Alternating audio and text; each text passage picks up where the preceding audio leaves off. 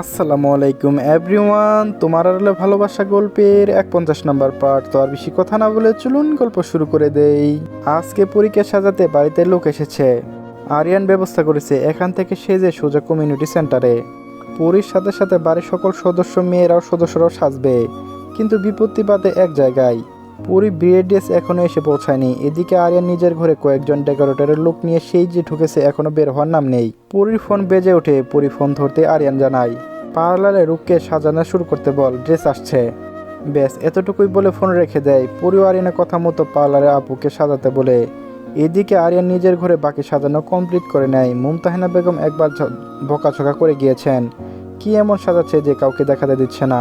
ছেলের পাগলামিতে বকলেও মনে মনে অনেক খুশি হন। ইমন, ইস্তিয়াক আর মাহাদিকে নিয়ে গাড়ি এসে থামে খানবাড়ির সামনে। গাড়ি পিছনে থেকে মাহাদি আর ইস্তিয়াক মিলে লাগেজগুলো বের করে। লাগেজ বের করতে যে ইস্তিয়াক মাহাদিকে বলে, তোর ব্যাগপত্র দেখে মনে হয় সারা জীবনের জন্য বাংলাদেশে চলে এসেছিস। ছেলেদের এত ব্যাগপত্র জিনিসপত্র লাগে? ইস্তিয়াকের কথা শুনে মাহাদি হেসে বলে, ব্রো এতে তো আমার একটা আর একটা আরিয়ানের।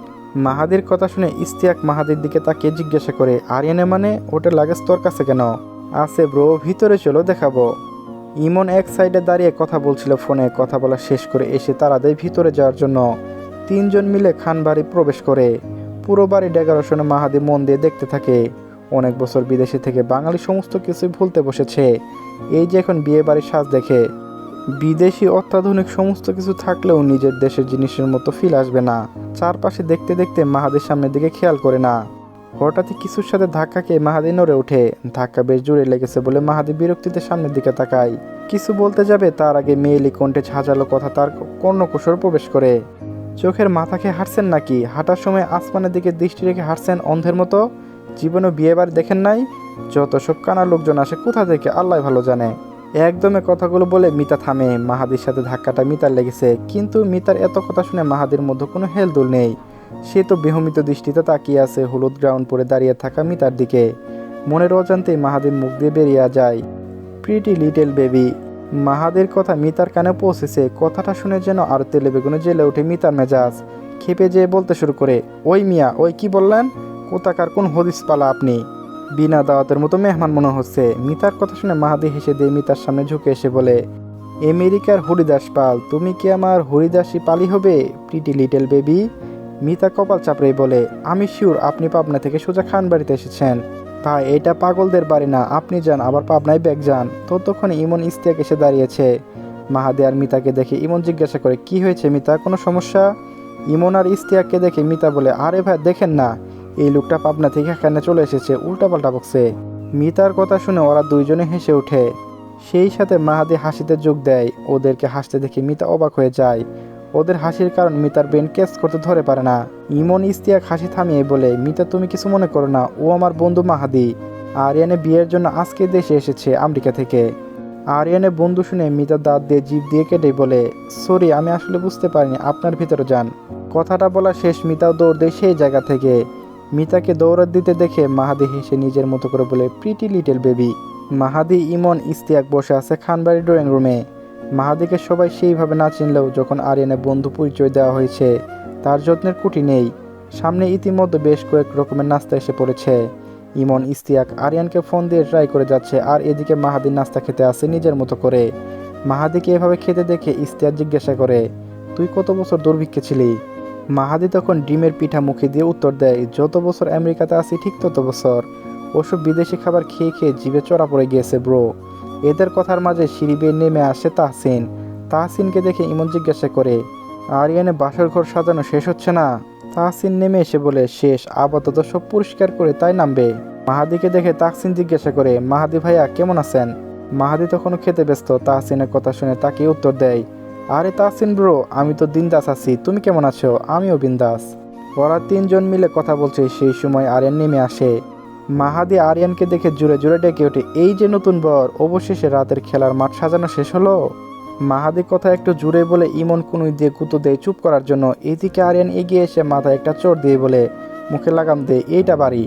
মাহাদি মাথার পিছনে হাত দিয়ে ঘষতে ঘষতে বলে, সরি ব্রো, যা বলে সে এনেছিস? আরে ব্রো, মাহাদিকে কাজ দিয়েছ আর সেই কাজ হবে না, ইটস ইম্পসিবল। ওই দেখো ওই লেগে যাচ্ছে। আরিয়ান মাহাদির কাঁধে হাত রেখেই বলে, কাজের ছেলে মাহাদি, যাই দিয়ে আসি। না হলে আমার বউয়ের সাজ কমপ্লিট হবে না। ওকে ব্রো, আমি বাকি নাস্তাগুলো শেষ করি। আরিয়ান এগিয়ে যেয়ে লাগেজ নিয়ে সোজা ওপরে চলে যায় পরীর ঘরের সামনে। দরজা লক করা, বাইরে দাঁড়িয়ে আরিয়ান নক করে। 2বার দরজা নক করার পরে দরজা খুলে দেয় আখি। আরিয়ানকে দেখে আখি জিজ্ঞাসা করে, কিছু বলবেন ভাইয়া? দরজা খোলা পেয়ে আরিয়ান ভিতরে একটু উকি দেয়, কিন্তু পরীকে দেখতে পায় না। তাই আখির দিকে লেগেজ এগিয়ে দিয়ে বলে, এই লেগেজ পরীর বিয়ের শাড়ি গহনা সব আছে। লেগেজ নিয়ে আখি উত্তর দেয়, ঠিক আছে ভাইয়া, পরীর শ্বাস অর্ণমের শেষের দিকে। ঠিক আছে, 12টায় এখান থেকে বেরোতে হবে, সেইভাবে সব গুছিয়ে নিতে বলো। ঠিক আছে ভাইয়া। আখি রুমের ভিতরে ঢোকার দরজা আটকে দেয়। আরিয়ান ঘুরে দাঁড়াতে দেখতে পায় তাহসিন, ইমন, ইস্তিয়াক আর মাহাদি উঠে এসেছে। মাহাদি এগিয়ে এসে বলে, চল তোকে বর সাজায় দেই, না হলে দেরি হয়ে যাবে। আরিয়ানকে কিছু বলার সুযোগ না দিয়ে ওকে ধরে তাহসিন ঘরে নিয়ে যায় সাজিয়ে দিতে। আখি লেগেজ নিয়ে ঢুকতেই মিতা, তাসনিয়া, প্রেরণা এগিয়ে আসে দেখতে কি আছে দেখার জন্য। পরীর শ্বাস শেষ করে হেয়ার সেট করতে যাচ্ছিল পার্লারের আপু। ট্রিয়া আগে লেগেজ দেখে বলে, ড্রেস চলে এসেছে তো আগে ড্রেস পরিয়ে নেই, তারপর হেয়ার সেট করব। সকলের সম্মতি জানায়। লেগেজ খুলতে সকলের চোখ পড়ল চকচকে সোনালি রঙের একটা বাঘের লোগো। প্রথমে সাধারণ মনে হলো, পরে মুহূর্তে সকলে বুঝে ফেললো এ তো সবচারি লোগো, ভারতের রাজকীয় ঐশ্বর্যের নাম, যার প্রতিটি পোশাক যেন ঐতিহ্য আর বিলাসিতার মিশেষ। সোনার মতো ঝলমলে সেই লোগোটা শুধু ফ্যাশনের প্রতীক নয়, শিল্প আর মর্যাদার ভাষা। মনে হলো যেন পুরনো ভারতীয় সংস্কৃতির এক টুকরো ইতিহাস হাতের মুঠোয় ধরা পড়েছে। সব সাথী দেখে আখি জুড়ে বলে ওঠে, পরিতর ড্রেস, ড্রিম ব্যান্ড সব চারি। আরিয়ান ভাইয়া সব চারি থেকে বেনারসি শাড়ি সহ গহনা এনেছে। আখির কথা শুনে পরি উঠে এসে দেখে সত্যি বরাবরই পরি সবচেয়ে ড্রেসগুলো দেখতো, স্পেশালি তাদের ব্রাইডাল কালেকশনগুলো। চোখের সামনে স্বপ্নকে সত্যি হতে দেখে বিশ্বাসই হয় না। পরি শুয়ে দেখে না, সত্যি সব্যসাচী। উপস্থিত সকলে বিস্মিত, এমনকি যারা পরিসহ বাকিদের সাজিয়ে দিচ্ছে তারাও অবাক। প্রথমবার সবচেয়ে দেখে ওয়াশরুমে ছিল আরিশা। ওদের কথা শুনে বেরিয়ে এসে জিজ্ঞাসা করে, কি রে তোরা এক জায়গায় ঘটলা পাকে কি করছিস? আরিশাকে দেখে সকলে আরিশার দিকে তাকায়। কেউ কিছু বলার আগে আখি বলে, আরিয়ান ভাইয়া সহ্যচারী থেকে পুরীর জন্য বিয়ের শাড়ি এনেছে আপু, সেটা দেখে সকলে অবাক। আখির কথা যেন আরিশার বিশ্বাসই হলো না। এগিয়ে আসে আস্তে আস্তে বলে, ভারতে না যে সব্যচারীর শাড়ি কিভাবে আনবে, কই দেখি। এগিয়ে এসে দেখে আরিশা অবাক হয়ে যায়, সত্যিই তো সব্যসাচী শাড়ি। বাঘের লোগোটা চকচক করছে চোখের সামনে। শাড়ির বক্সটা বের করে খুলে দেখে আরিয়ানের পছন্দে প্রশংসা করছে সকলে। বইয়ের শখ পূরণ করতে আরিয়ান কতটা পরিশ্রম করছে সেইটা সকলে বলতে চলেছে। সকলে মিলে আরিয়ানের প্রশংসা করছে দেখে পুরি মনে মনে খুব খুশি হয়। সেই সাথে অবাক হয় এটাও ভেবে পুরি না বলা ইচ্ছেগুলো আরিয়ান বুঝে যেয়ে পূরণ করেছে। বিয়ের প্রতিটা অংশ তার জন্য স্বপ্নের মতো ধরা দিচ্ছে। এই স্বপ্নের পরিপূর্ণতা একমাত্র আরিয়ান, পুরীর আরিয়ান। তাহসিন ঘরে মাহাদি লেগেজ থেকে আরিয়ানের জন্য আনা শেওরানি, পাগড়ি, জুতাসহ বাকি সব অ্যাক্সেসরিজ বের করে দেয়।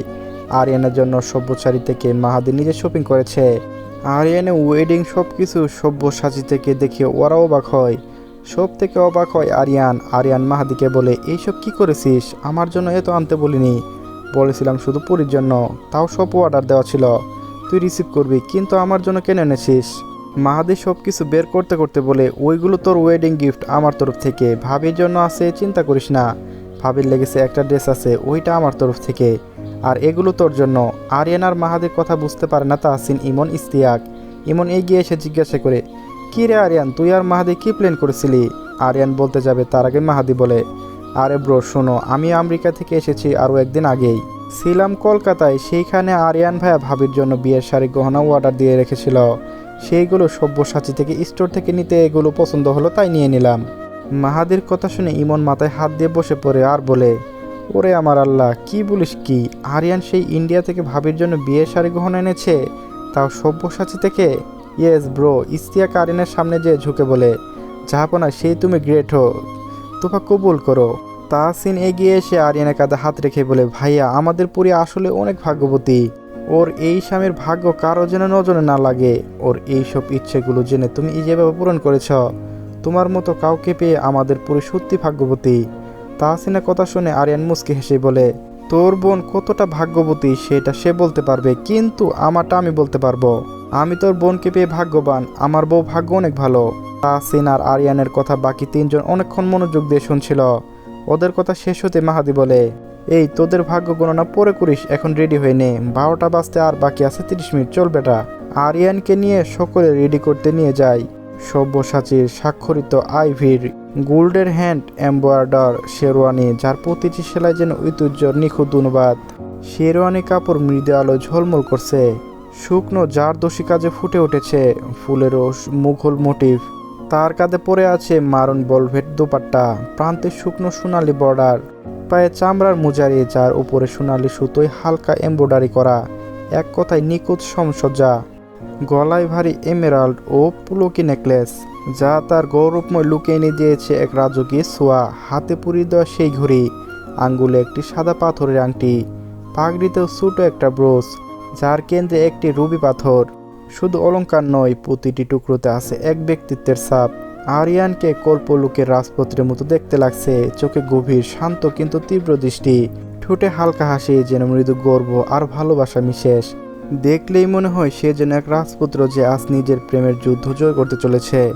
স্বপ্নের মতো সত্যি একটি দিন, যেদিন অপেক্ষায় কাটাতে হয়েছে অনেক নির্ঘুম রাত, ক্লান্ত অবসাদপূর্ণ দিন। প্রিয় বয়সনীকে নিজের করে পাওয়ার দিনটি অবশ্যই স্বপ্ন সত্যির দিন। লাল টুকটুকে বেনারসি শাড়ির সাথে ম্যাচিং গহনা সাজে পরি সৌন্দর্য কয়েক গুণ বাড়িয়ে দিয়েছে। বিয়ের দিন মেয়েদের অন্যরকম এক রূপ প্রকাশ পায়, সেই রূপের বর্ণনা হয়তো কয়েক শব্দে দেওয়া সম্ভব নয়। চলবে গাইস, আজকে 3টি পার্ট থাকলো, তো গল্পটি কেমন হয়েছে সবাই একটু জানাবেন। আর পরবর্তী পার্টও এই চ্যানেলে পাবেন। তো যারা এখনও সাবস্ক্রাইব করেনি একটু কষ্ট করে সাবস্ক্রাইবটা করে নেবেন। ধন্যবাদ সবাইকে।